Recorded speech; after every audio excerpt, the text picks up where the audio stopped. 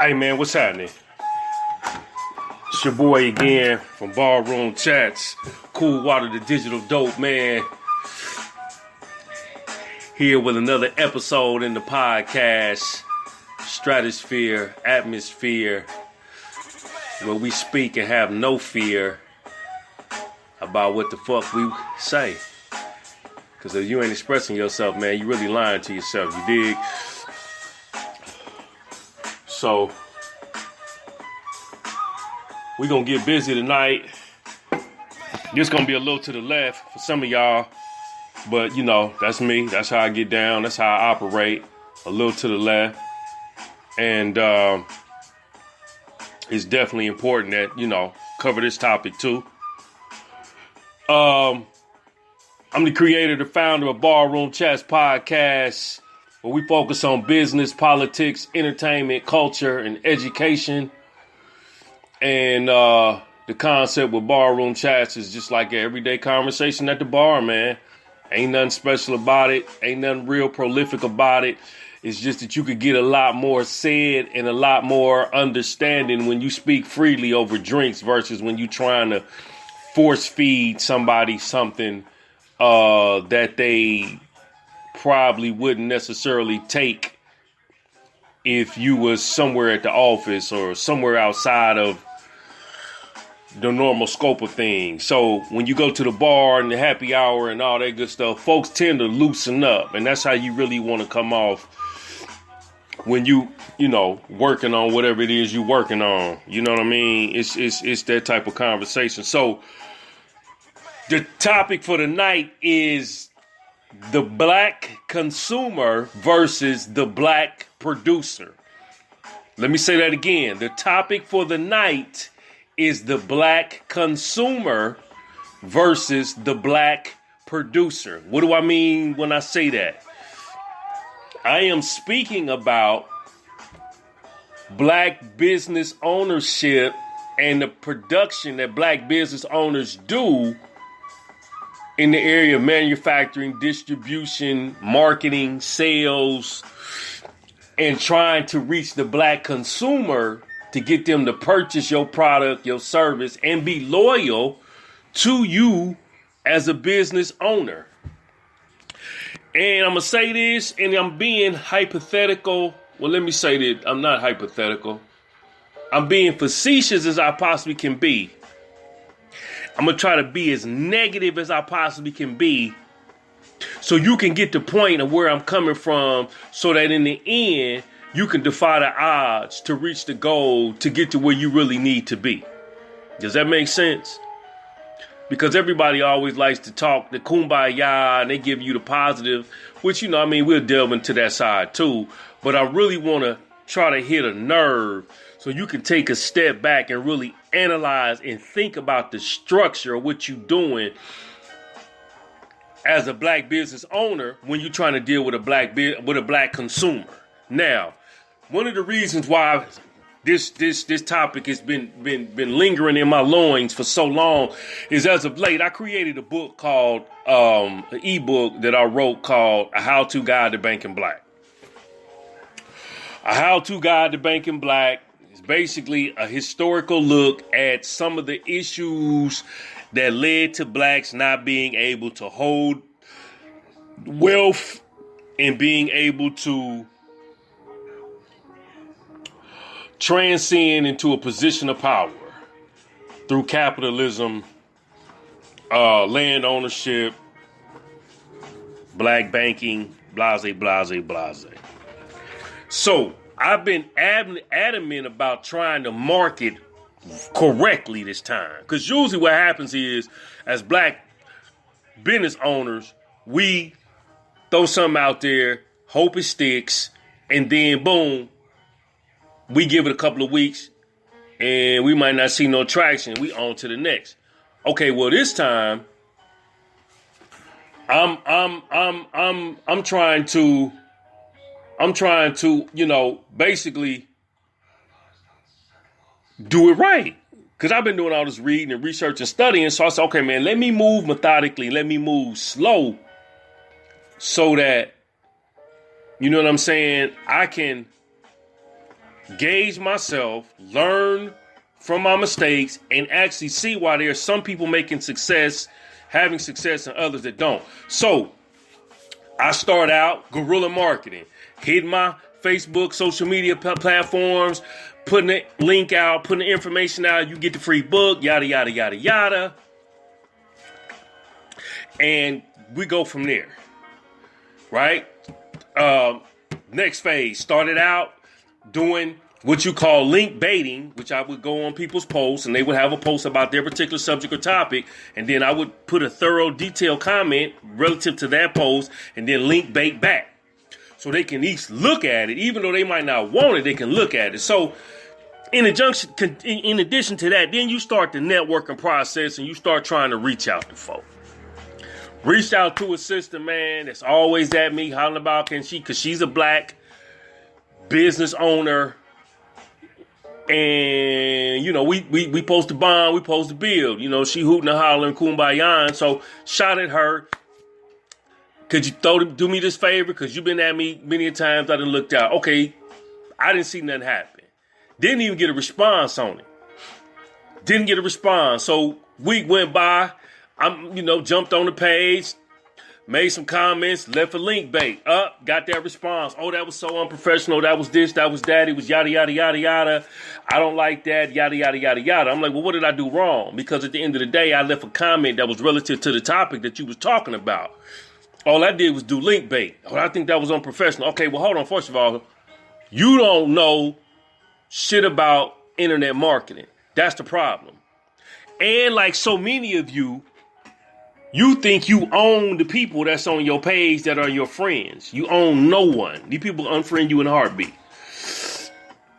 So I said, okay, here goes the support issue, which is one of the main key components when you're dealing with black business owners, business to business owners, B2B, B2, then let number 2 to B, B2 to B, and the consumer. Black business owners ain't even supporting each other. So, boom, she messed around. We had to talk. I told her what I ain't really like her, how she was moving, yada, yada, yada. We squashed the beef. Okay, but I know not to go over there and play in her sandbox no more because she territorial. And I know I can't get no support. And I know she better not show up in my box talking about, can you help me? Because I'm going to tell her to fuck off. Out of love. You dig? But at the end of the day, that's what's going on in that regard. So as I'm moving in this direction, I'm beginning to notice that I'm becoming a problem. Now, most people, hypothetically, don't want what I got. And that is the norm with most of the stuff that you would probably run up on when dealing with a black consumer. They don't want what you got. And your job is to persuade them to want what you got. But by design, they don't want to support because it's embedded subconsciously that people that look like me, either thieves, crooks, they scheming, they up to no good. So this ain't where I need to be at when it comes to buying products. So now, as I'm trickling throughout social media and I'm going through the process of doing the stuff right, I'm noticing that there is less and less support, right? There's less and less support. Now, most of the people probably ain't even looked at the book that downloaded it. They skimmed through it, they put it down, they ran off. It's not a topic that's just itching for them to do with. But that's where the marketing comes in at. So now, the consumer, at the end of the day, has to be trained. And I talked to somebody else about this. You got to train black people on what to do. Because even though they spend their money like rats in a lab and they run behind this person, that person, and they always at the mall and whatnot, you got to train them to spend with you. Because most of these folk don't want to give you their money. Even if you got what they need, they still don't want to give you their money. They still don't want to give you their money. So you got to undo subconsciously what's rooted in them from the historical origins of slavery, Jim Crow, the black codes, the psychological deception of it's better for the individual to rise than the group. You got to deal with all this so that you can begin to see some progress, because the progress not going to come just based off you asking a 1-to-1 ratio. Hey, will you buy this? Them niggas don't want to buy from you, man. If you were selling ice and they needed it to put in their drink, they wouldn't. A lot of times these folks won't even buy from you.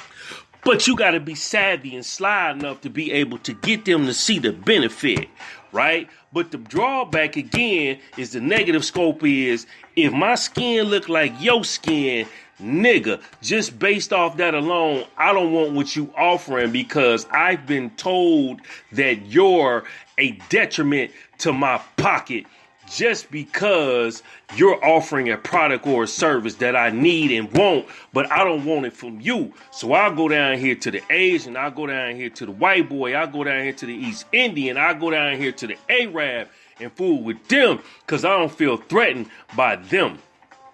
You dig? And that's how they rocking. This is the consumer now. Mind you, we 12% of the population, we 44 million people, right? It's 260-something million people outside of us.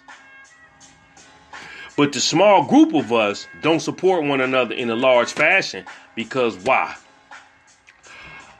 I just don't want to buy it from you. I've been told about you. So the black producer who's producing, creating products and services usually catches the long tail end of the stick because the black consumer's been trained by media, by the advertising agencies, by the marketing companies, by corporations to go elsewhere versus supporting their own people. And even the people who claim to be black on black and want to support black this and black, a lot of times they lying because it ain't advantageous for them to support black on black when they know that they in a circle in a system that has other ethnicities and the majority of them people over there that they rocking with is eating. So they ain't really trying to fool with you. You see? And don't want to fool with you. Just based off the fact you might make their skin itch. You dig?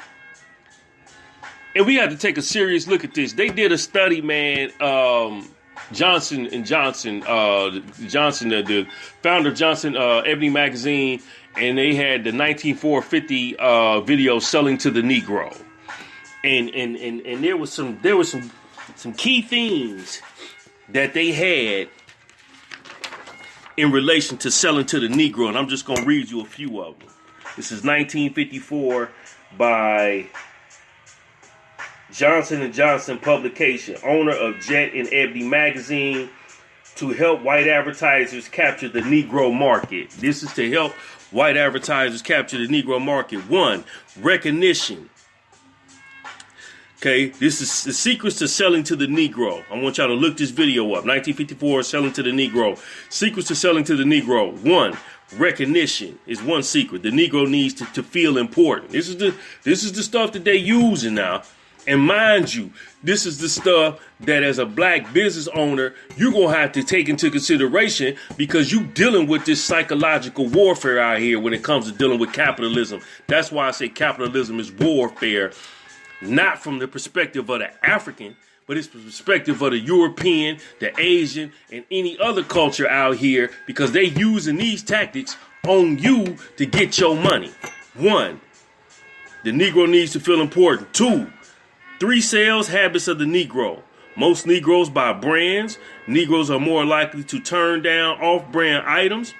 They ask for products by name. Many Negroes have been sold second-class merchandise, so now he or she asks for name brands to make sure he gets his money or her money's worth.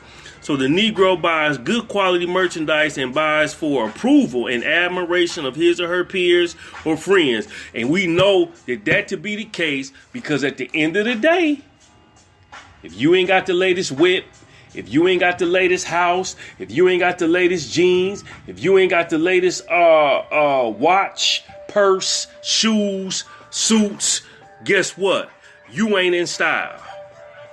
You might have a ton of money in the bank, but you ain't in style. If you ain't giving rocking with the latest and the greatest material possessions that these people sell to you. Also says when a Negro asks for one thing, don't try to sell him something else because he has had experiences with cheap merchandise and the Negro hates being offered a substitute. So now you can take that in two folds. The agent sells you knockoffs. You buy it because you want to get close to the original as possible. And then inevitably it ain't no good. You got to go back. But if you black and you do that, you get a stigmatism on you because of the products that you selling that it ain't good, they not quality. So somebody else will go out and turn around and go out and buy a $700 bag. You know what I'm saying? From Ralph Lauren. They'll go out and buy a Michael Kors. But somebody will give you a knockoff bag. If it's an Asian or some of them, you might go buy that, and you ain't gonna feel it as problematic. But don't let the black business owner, the black producer, do that because it's a problem.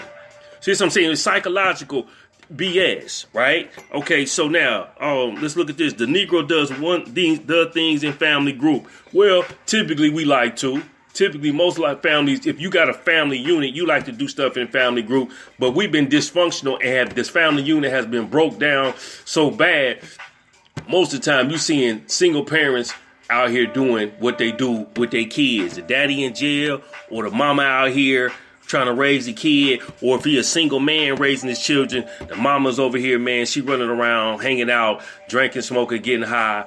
Or she just don't want to be no mama. So that's a catch-22. But typically that they have that right. We like to do in the family unit. Now you got to remember, this is 1954 when they did this study. Okay, so it's 2019, long time since then. But things have just amplified. They just amplified. It said Negroes get their buying trends from Negro publications about the latest styles, brands, and from publications like Jet, Ebony, Black Enterprise, Source, XXL, Vibe, Essence. The list goes on. You know the magazines that you read and the necessary newspapers and stuff. So, with that being said, it's one of them situations, man. You start talking about the Negro, you start talking about black business producer versus black consumer. It's a war going on to ensure that the black consumer and the black producers don't gather and get together in the necessary means by necessary means, or should I say by realistic means, so that one hand exchanges service for product and both parties are happy. It's a war going on to ensure that you don't get the large mass amount of black support from a black consumer, because once you do that, then you begin to engage in doing business in another level, proper business etiquette, and you begin to move towards a position of power where you actually can do what needs to be done, which is employ. You see what I'm saying? And that's the issue we having. So slide back. I do a ebook. I'm marketing, running up on certain people. Hey man, can you do this? Can you do that for me? Folks turning their nose up, they turning their lips up, because they really don't want to be bothered. Now let me be a polar bear and I had that pink skin tone, I might have got a lot of reception. So lately I've been like, okay, can you go on Amazon and leave a comment? Most folks ain't even got an Amazon account. This is how far behind a lot of people are. They ain't spending no money to educate. They ain't spending no money to inform themselves. They just chilling. Go to work, come home, eat, sit down, watch TV, run behind the kids, come home, do it again. Every blue moon, you'll go out and party and shake your ass. You see? So, at the end of the day, the black producer, aka black business owner, small business owner, is at a deficit because out the gate, it's a war going on against you that you don't get to the black consumer. And the black consumer is being trained to not buy from you. Now, you have certain industries that we are pretty much dominant in. Hair cutting, doing hair and doing hair. I ain't gonna say nothing about no nails. Black beauty salons and black barbershops. We tend to roll with them. But like we've been talking lately, the service don't match the price. You charge me almost $30 for a haircut. So the question becomes, well, what went up? What went up in the industry of haircutting and doing hair and black hair that it constituted you going up so high to the point where you put me out like I'm getting evicted.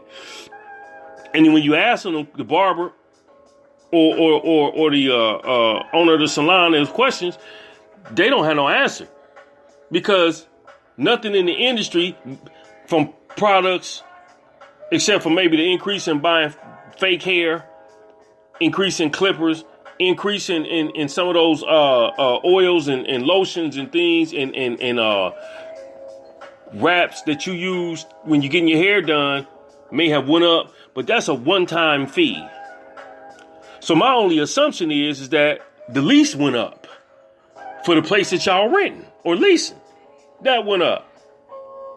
Because you charging me almost $30 on a haircut, man, that ain't worth no more than about 17. Head and face, maybe 20 when you push it. But there's nothing to constitute and there's nothing to justify that. You see, but if you want your haircut, you got to pay them prices or you got to go somewhere else and find somebody who's doing it cheaper. But at the end of the day, again, black consumer dealing with a black business owner. So as I become a consumer going into and get my haircut, and then as a consumer, I ask those questions to my black barber, who is a woman, she begins to get offended. Why? Because one, she can't answer those questions. Two, the value that she thinks she's offering may not be equivalent to the price that she's charging. Real talk. And we have to take a serious look at this. So now a lot of black business owners think that they giving out the best value. I'm giving out the best value for this price. Look, dog, what you charging don't equate what I'm taking home. So I sell information. So now there's entities where, you sell $1,000 worth of information. Okay, well, that $1,000 worth of information got to be damn good, and it got to be good enough that you can transform the quality of your situation from the information. See, that's value. My health, my mental, my spiritual, and my physical is going to be resurrected by reading this, by acting upon this, and by doing this. But if it's just something, man, some humdrum BS, okay, well, then it ain't worth the price. Me paying you $1,000 to be a coach or giving you X amount of dollars to be a consultant. If your game ain't that sharp where it's going to turn around and put 10 times the amount of money in my pocket in a short amount of time, what you charging ain't worth that. So the value is not equivalent. Do you understand what I'm saying? This is what we got going on out here. So my first initial move is go after the black market. Cause I got a black book talking about a book. Well, it's a black book talking about black banking. And then from there, got something else.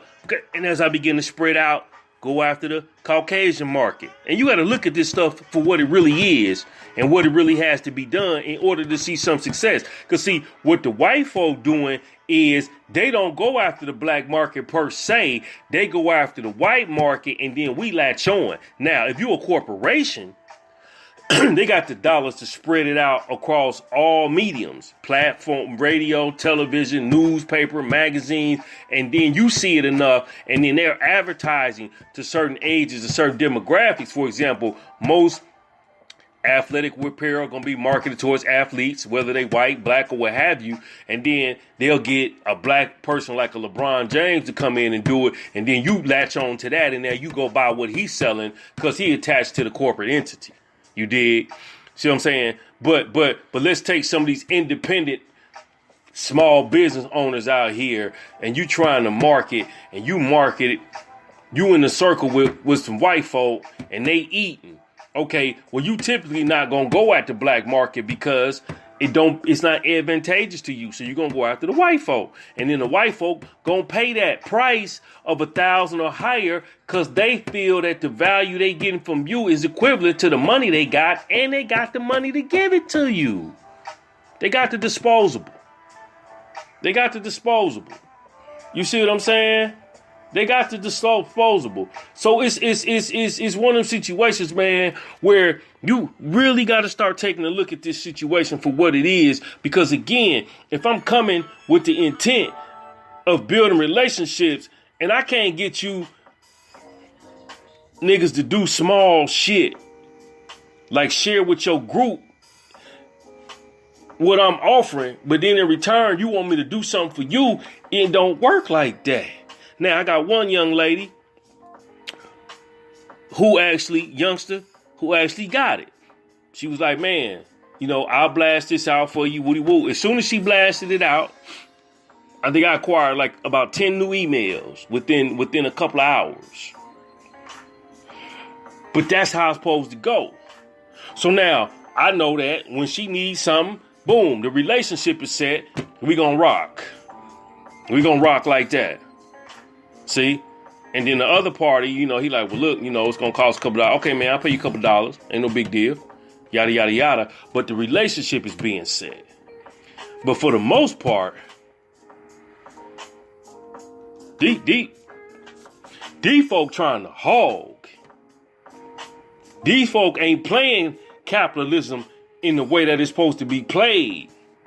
You want to jump off in these network marketing communities and then you like, boom, yeah, we a family, we doing this. But the cast that's really eating is the top 20%, which is the first 1%, 2% is the owners.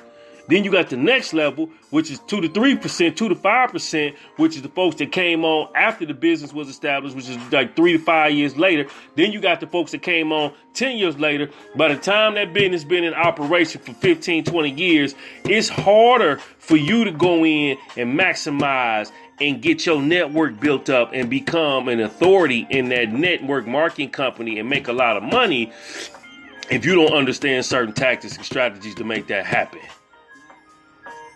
You see, and working with a team. A lot of cats don't want to work with no team. They just want to be out here doing it on their own. You get a whole lot done faster when you got a team. You got some people that's in favor of what you're doing. See, we don't want to forgo the position. We don't want to forgo giving us somebody else to shine for fear of they're going to blow before we do. I done gave many a dude my time and energy, and I ain't even get paid for it. You see what I'm saying? But the black consumer is like a cancer that's dying a slow death because they've been institutionalized on not to work with the black producer, not to buy from the black producer. You understand what I'm saying? They teach their kids don't go buy from him. They teach their kids don't go get that from them. So at the end of the day, it leaves people who are producing great products out in the cold and destitute and not able to make an income and support their family. So, for example, got a friend, no names needed. They driving all day, all night. Okay, but you killing yourself trying to drive to make money to pay for your necessary living expenses. Because why? There's no network and no support group and no economic impact balance or what have you where you can draw on to be able to put yourself at ease. So you on the plantation, you in the rat race. You see what I'm saying? And it's because black consumers ain't finna jump out there and produce. So what's the solution? The solution is you got to train these niggas how to buy from you. You got to train them. You got to get them under hypnosis.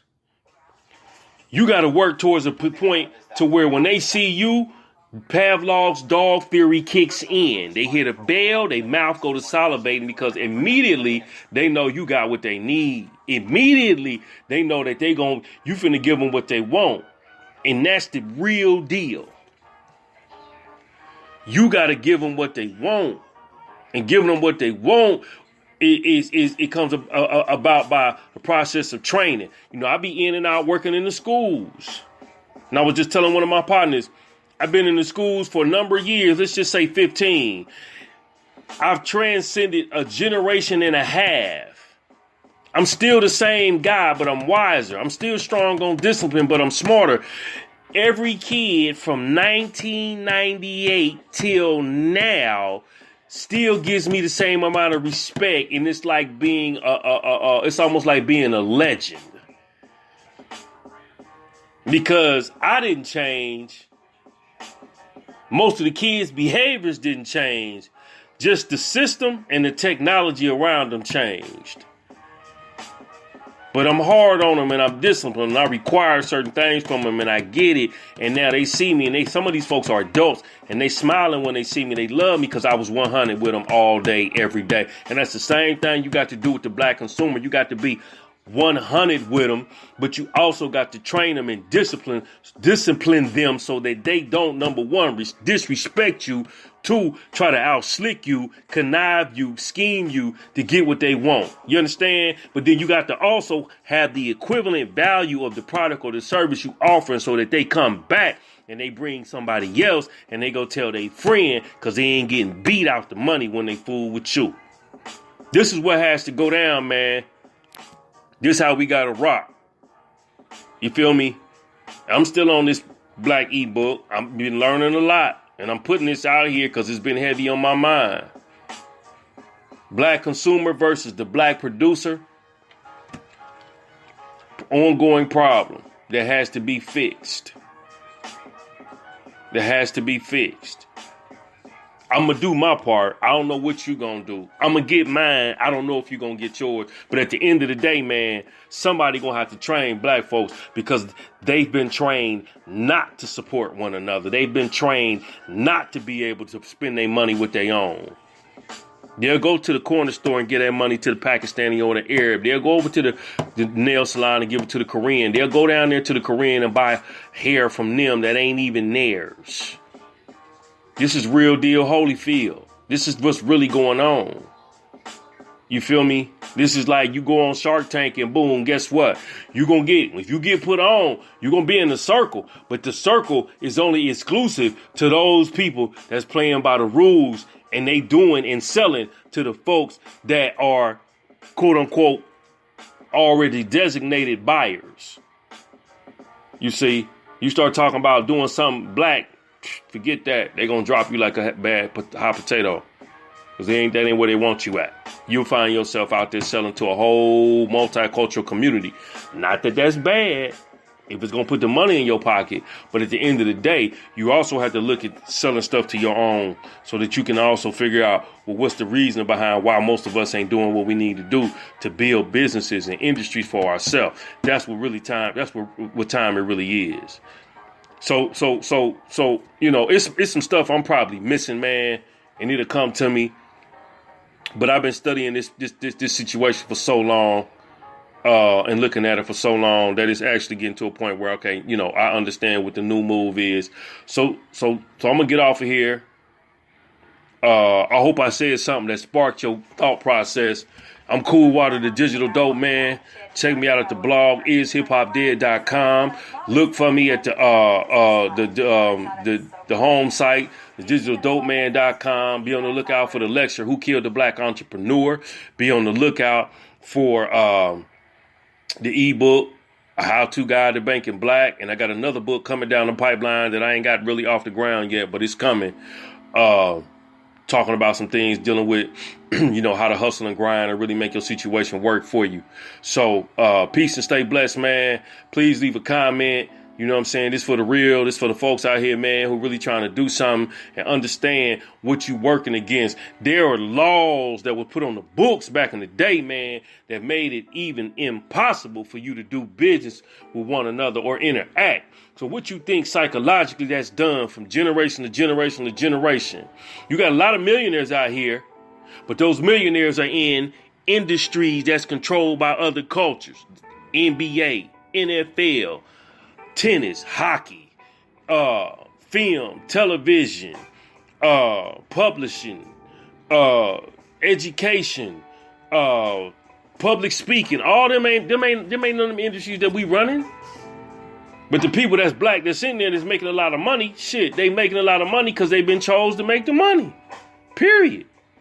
But the minute you try to pull that off and go down the street and sell to somebody that look like you, man, them folks turning their nose up at you, man. Peace and stay blessed, man. I'ma holler at y'all. Cool water. Peace.